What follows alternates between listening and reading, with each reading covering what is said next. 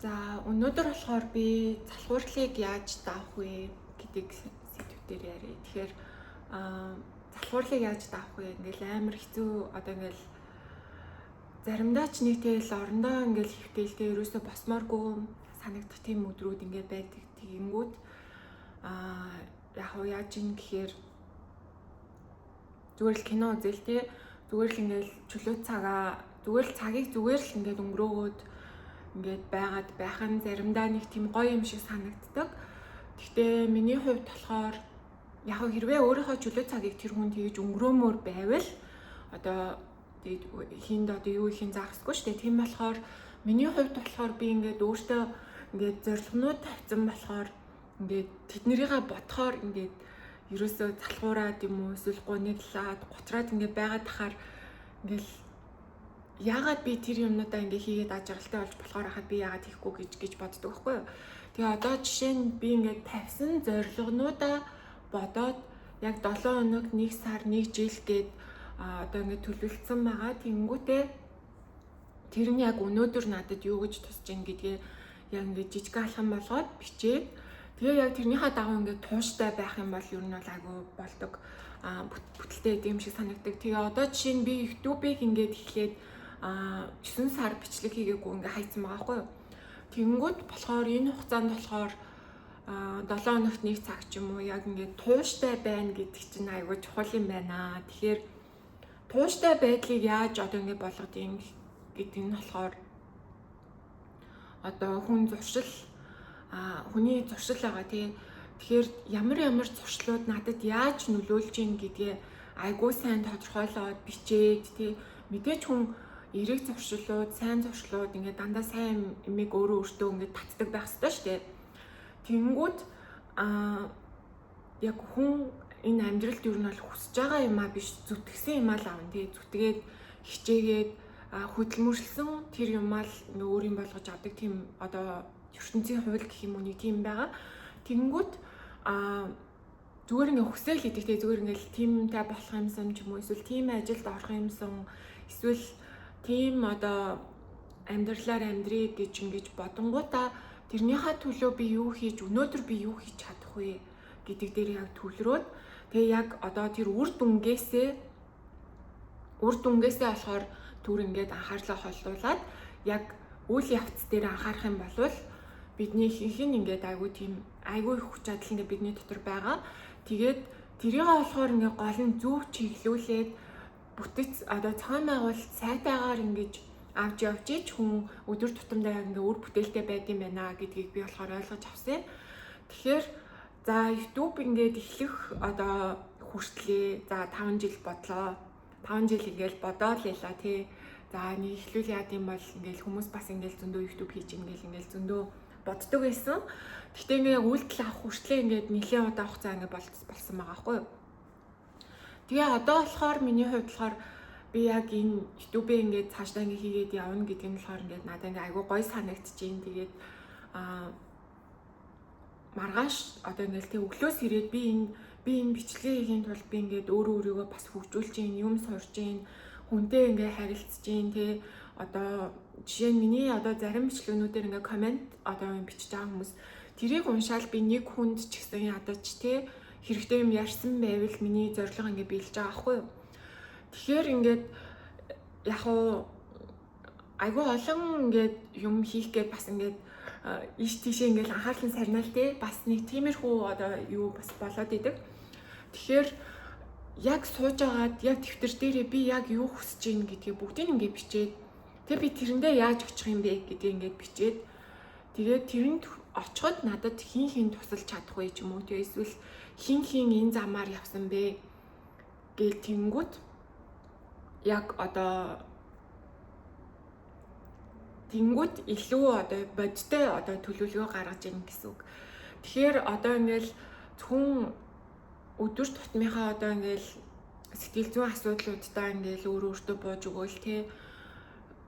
Одоо ингээл амар юмнууд болцсон одоо ингээл хүмүүс ч гэсэндээ ингээл өөрсдөө яаж хийгээл яаж игээл урагшаа ингээ явдаг.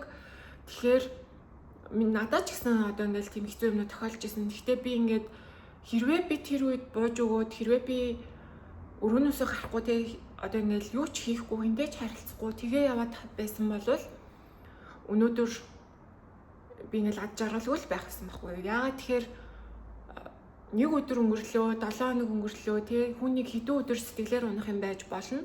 Гэхдээ ингээ удаан үргэлжлээд тах юм бол өөрийгөө л хордлоод байна гэсэн үг. Тийм болохоор хийх арга замыг ингээд хайгаад яадаг ч гэсэн тэг би энийг давж гарна шүү гэдэг тийм сэтгэл зүйтэй байна гэдгийг надад тийм айгу үнцэнтэй юм шиг санагддаг байхгүй юу.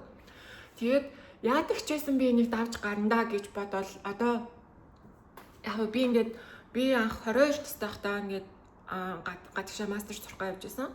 Тэгээд тэр үед болохоор мэдээж одоо ингээл одоо бүх юм нь одоо бэлэн биш те одоо яадаг ч байсан одоо байрныхаа мөнгийг өөрөө ажил хийж болох ч юм уу эсвэл ингээ өдөр тутмынхаа хэрэглээнийхаа хоолны мөнгийг ингээ олохын тулд ингээл ажил хийх ч юм уу те. Тэгээд тэр үед болохоор надад ямар санагдчихсан бэ гэхээр за би энэ зорилготой хүрэхийн тулд за би энэ юмнуудыг хийх ёстой гэх тэнгүүд яг надад ингээ туслах хинж байхгүй болохоор би яг өөртөө ингээ амар их хариуцлага өгөөд тэгээд тэрнийхээ төлөө ингээ шантрахгүйгээр ингээ хичээгээд эхэлт юм лээ. Тэгэхээр надад бол тэр үед бол ингээд одоо айгүй их тийм өндөр үнэтэйгээр хариуцлагыг сурсан гэх юм уу. Одоо жишээ нь би хичээлээ хийхгүй байжгаад хичээлдээ унчих юм бол тий дахиад сургалтын төлбөр төлнө. Тэгэхээр тэр чинь айгүй үнэтэй. Тэгээд би тэрийг дахиж төлнө гэдэг бол хэзээ ч байхгүй шүү дээ. Яагаад тэгэхээр тэр боломж надад ганцхан удаа л гарч ирж байгаа. Тэр боломж, тэр одоо тэр нөхцөл байдал, тэр цаг хугацаанд надад тэр боломжинд байх тэр нь ганцхан удаа байхгүй. Тэгэхээр надад тиймд бол ямар ч тийм фейлдэх одоо боломж байгаагүй. Тэгээл одоо хичээлээ ойлгохгүй одоо англиэр ирээл шууд хичээл одоо ингээл үзэл гэхэлэр чи мэдээж энгийн хүнээс 2-3 дахин илүү хүчин чармайл гарах хэрэг гарч байгаа байхгүй. Тэгэхээр би өөртөө сахлах баттай байж эхэлсэн. Тэгээд дээр нь би ингээ ажил хийж ийн те ингээд миний өдөр ингээ өмнө нь ингээл те зүгээр л ээж аавхаа гэрт ингээл тижээлгээл те одоо тижээлхэн гэж ярих нь жоохон хүн итгэлгүй одоо сонсогч байгаа байх. Тэгэхээр ээж аавхаа гэрт ингээ бүх юм бэлэн те өглөө сэрэл ингээл намайг сэрээгээл хичээлдээ яваарай гэдэг ч юм уу. Ямар ч тийм байхгүй болохоор хүн одоо өөрийгөө шахаад хариуцлага ингээ суугаад эхэлдэг байхгүй юу. Тэгэхээр надад болохоор тэр бүх зүйл маань ингээд айгүй олон юмыг заасан. Тэгээд тэр нь ингээд хамгийн үнэтэй хичээл нь байсан. Хариуцлагатай болох одоо юм сурж авах те юмыг ямар өнцгөөс харж ийн гэдэг нь ингээд айгүй их өөрчлөгдөжсэн байхгүй тэр үед. Тэгэхээр би өнөөдөр надад өгөгдсөн энэ өдрийг би өөртөө боломж гэж харах юм уу? Эсвэл би тэгээ зүгээр ингээд буугаад өгсөн эсвэл ингээд юу ч хийхгүй өнгөрөх юм уу гэдэг маань ингээд айгүй тийм шийдвэр болоод эхэлж байгаа хгүй. Тэгэхээр би өнөөдөр надад өгөгдсөн өдөр юм чинь би өнөөдөр өөртөө хэрэгтэй зүйлсийг хийчихье те. Сэтгэл зүгээ би ингээ гоё болгочих. Ядаж өөрийгөө тайван болгочих те. Ядаж би нэг ном аваад уншчихъя. Номын дэлгүүр ороод би мундаг одоо судлаач нарын эсвэл мундаг зохиолч нарын бүтээлийг уншаад хин нэгний бүтээлийг уншаад тэгэхээр мэдээж одоо сайн имийг л одоо хүн ном дээр л одоо яаж бичиж одоо хэвлүүлж ном дээр байдаг билүү тий айгүй олон одоо сонголт байдаг. Тэгэхээр тэр дундаас одоо ингээл мэдээж одоо айгүй олон жил ингээ болцсон нэг сэдвэрээ ингээ явсан хүмүүсийн ном бас байгаа. Тэгэхээр тэндээс сонголтоо хийгээд тэгээ би өнөөдөр энийгээ уншиж агаад тэгээд өөртөө хэрэгтэй ганц ч гэсэн мэдээд авъя те тэрийг хэрэгжүүлэе гэдэг тийм сэтгэл зүй байна гэдгийг надад айгүй чухал санагддаг. Тэгээ ер нь хүний сэтгэл зүй гэдэг чинь ингээд айгүй тийм юу юм байна. Уян хатан юм байна. Одоо яг л ямар одоо юм үзэж сонсож ийн, хинээр хүрээлүүлж ийн. Яг тэр үйлдэлээ, тэр энерги буцаагаад өөртөө татдаг юм байна. Тэгэхээр чамаас гарч байгаа энерги яг ямар энерги вэ те?